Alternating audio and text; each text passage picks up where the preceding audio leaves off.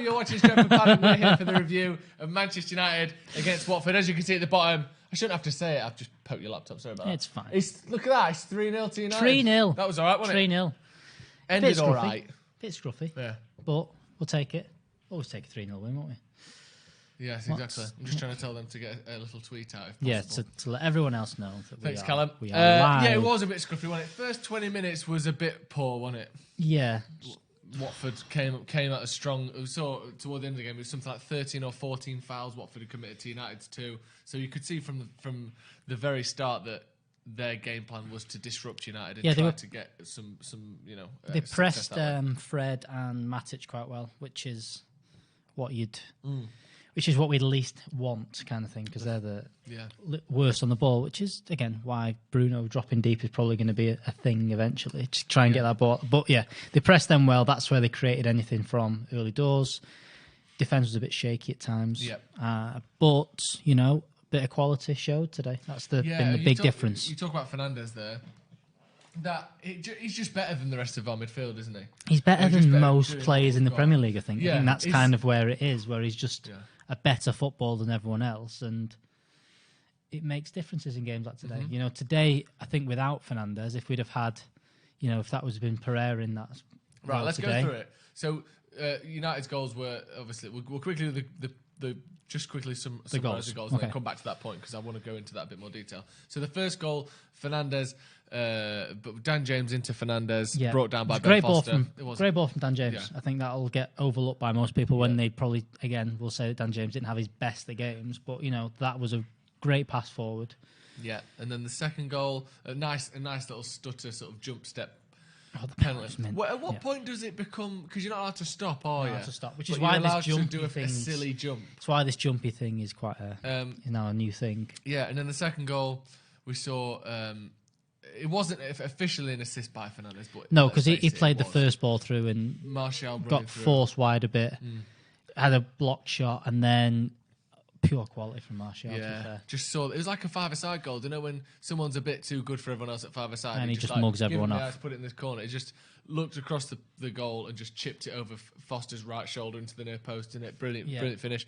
And then the third goal, nice counter attack. Mason Greenwood bringing the ball out to Fernandes, who at this point was on the right hand side. So he was left hand side for the first goal to win the penalty. Through the middle for the second goal to set up Martial's, and then playing off the right hand side to set up the final goal. Ball out to Fernandes, just held the play up, and no one tracked back really onto Greenwood. Back into Greenwood, just toe poked it for the net. It wasn't a difficult pass forward, but it was just done very well, which meant that Greenwood was just stepping onto it and a really good finish in the end. Yeah, and then I think after the second goal, Watford just sort of lost it a little bit. The second goal went in. Third goal definitely killed the game. No one was ever threatening.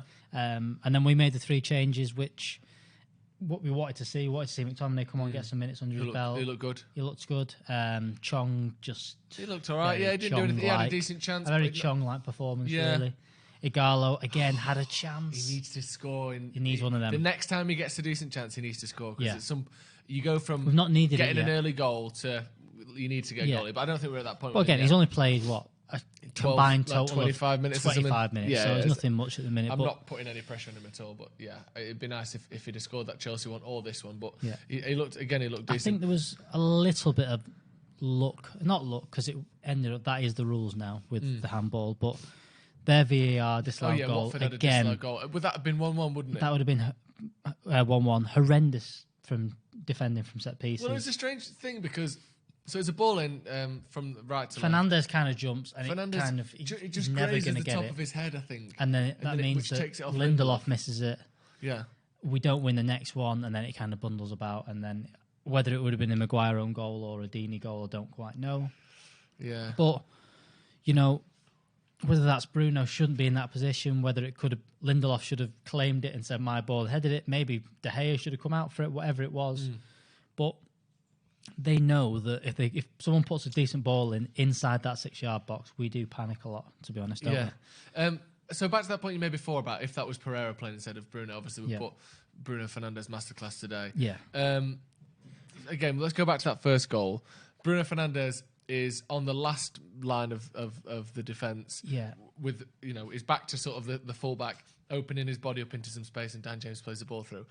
I can't remember the last time I saw I've not seen Pereira Pereira do position. that. I've not seen, no. It obviously goes around the goalkeeper, and it's kind of just fouled. that fluidity of a front four that we've not really had, where Dan James has dropped in deep for some reason. I can't remember whether it was kind of defensively or just because he was just moving around, just that's how it was. But he kind of dropped in deep, and then that means the number 10 player has gone, right, okay, that means I can push forward into that left wing spot.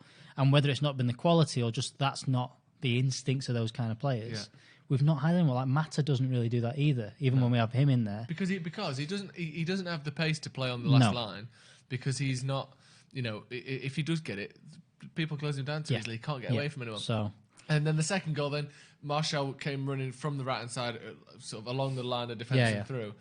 Can Pereira or Lingard play that ball through to him that he played? I think Pereira can, but it's like, I think the confidence is that low and he doesn't do it enough, and his qualities, he can do it, but he just hasn't got that confidence or that quick thinking to you, right, there it is. He'd have probably tried to create space and shoot. Yeah, Martial did brilliantly with the ball afterwards, like I said. He had there's that initial a lot shot after that that. hit the goalkeeper, came back to him. But just the vision and the pass through, it was a nice bit of interplay on that left-hand side as well. Yeah, it was a really Luke good Shaw goal. to James, back to Luke Shaw, who played it into Bruno, then passed it to Martial. So it was a lovely little play.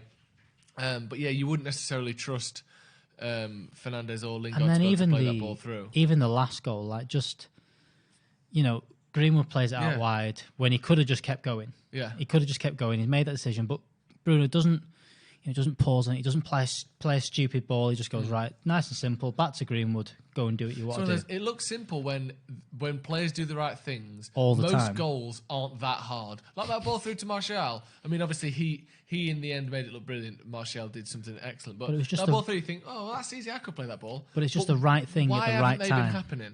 We haven't been playing those balls, and you can say, oh, Martial hasn't been making the runs, but it's a surprising. No, not surprising. I don't think it's coincidence that all of a sudden Martial looks like he's making more runs, and Mata looks like he's making more runs, and Greenwood looks like he's making more runs now that there's someone there to actually pick those runs out. And Dan James, good players make other a few players people look saying good. Dan James didn't take. I don't think he had any clear chances today. I thought it was good today. I thought it was good, but I think he was just got played into the left hand side a lot more because you've got someone there playing the right passes out to him and stretching the defence. And I mean, there was times today Bruno gave the ball away a lot. Yeah, I think he only had like a 70% pass. But he was trying things constantly, and there's a difference between trying things constantly and the way Pereira does it, which is kind of the scattergun approach, which is just try everything. Yeah, exactly. And eventually one of these 3,000 passes is going to work, or one of these 1,000 shots is going to work. Yeah, and the 70% pass success rate, you don't mind it when it's your number 10. He was playing firmly as a number 10 today. There was no question of him being a 6 or an 8 or anything like that. He was right behind Martial, bringing up the rear all the time. And so he won a penalty. He got an assist and a half. I know he's not going to get the one for the Martial goal, but he played the through ball that Martial scored from. He said he was involved in every single goal. He was involved in every attack we had. It was just. He's really good. Yeah, and again, we said this on the watch line, but it goes back to the point of, how different would this season have been if we had Pogba playing? Yeah. Because they're different types of players, but Pogba can. But it's similar kind of players. Same sort of qualities. And people act like, Ole's crap, or let's not even bring it into a managerial thing. Just United have been shit this season.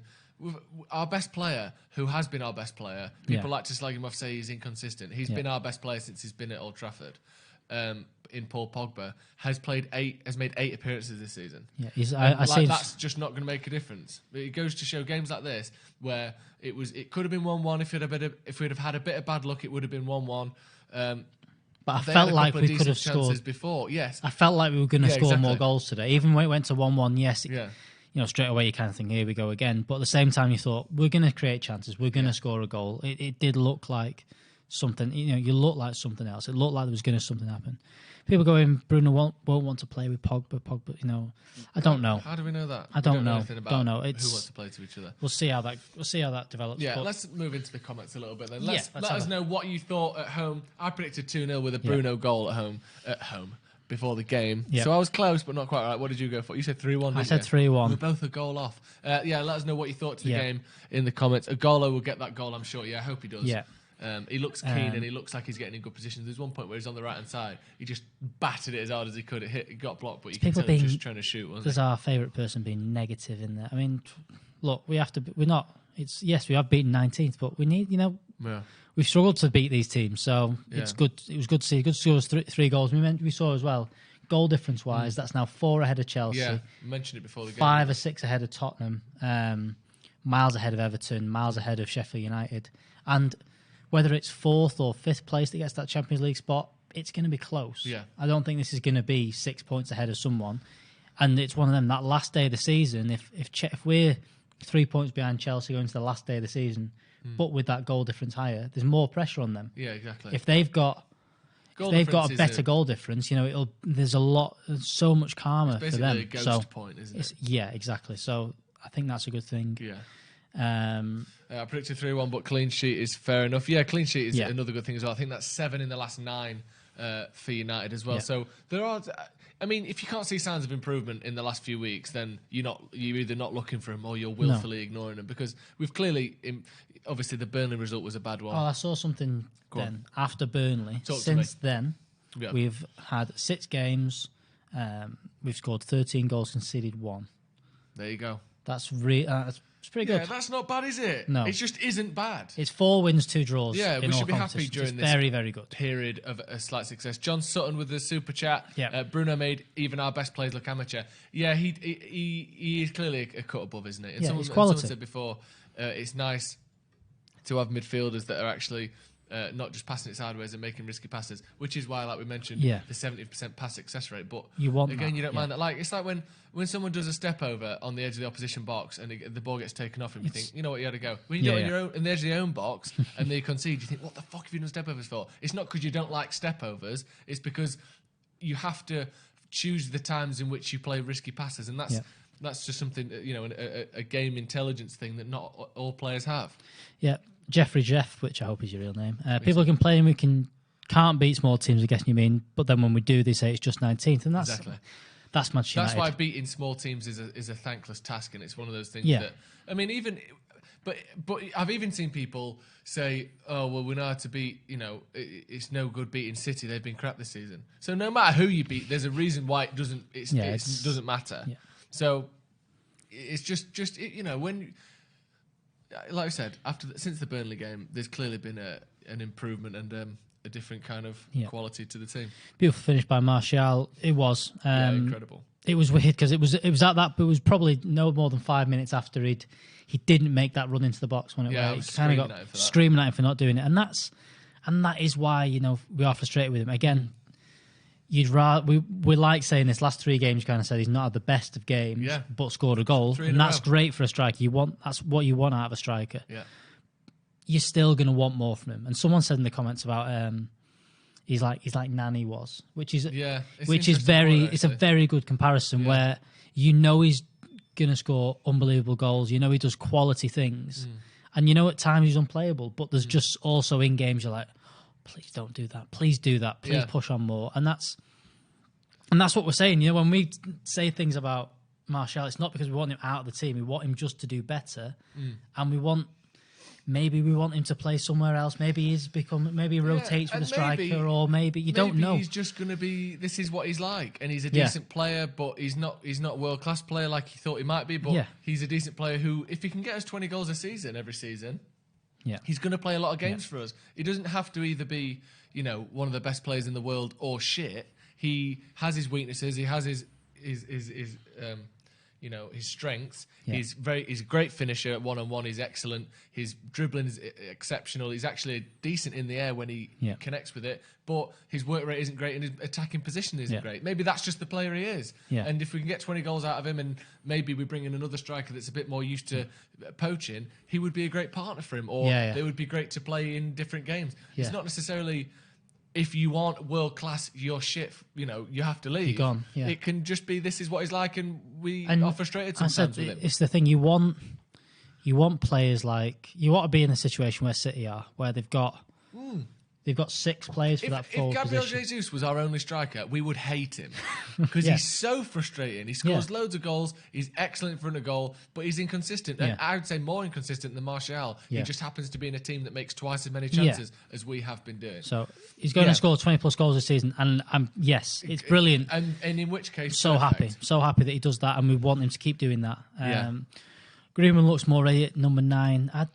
I don't know. I don't think either of them. I don't think he's build-up players. I think Martial's got a better touch into. He's got a better one into his feet. I think Martial struggles with anything in the air kind of thing. But no, Greenwood, I don't think is going to do that. Maybe it's a pair. Maybe it's like today. But there was a lot of times we mentioned in the first half that right-hand side looked empty. Yeah, empty. Because Greenwood. The reason a lot of young strikers play on the wings is because it's a slightly less physical version of playing as a striker, especially when you're playing as an inside forward or a wing, sort of right forward. You get the chances to score like you did today, but you don't have to have your back to your man fighting off your defender all the time. Some 6'4", 28-year-old who's twice as thick as you are. Greenwood, I know he's 5'11", 6 foot, but he's very slight. He's a very thin build.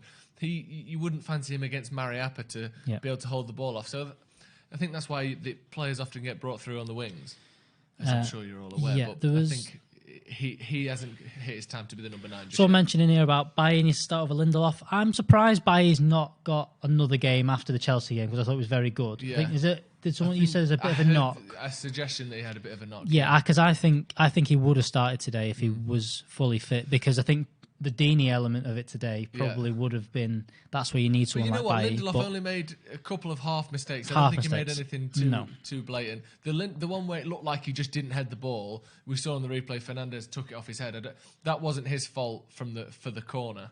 Yeah.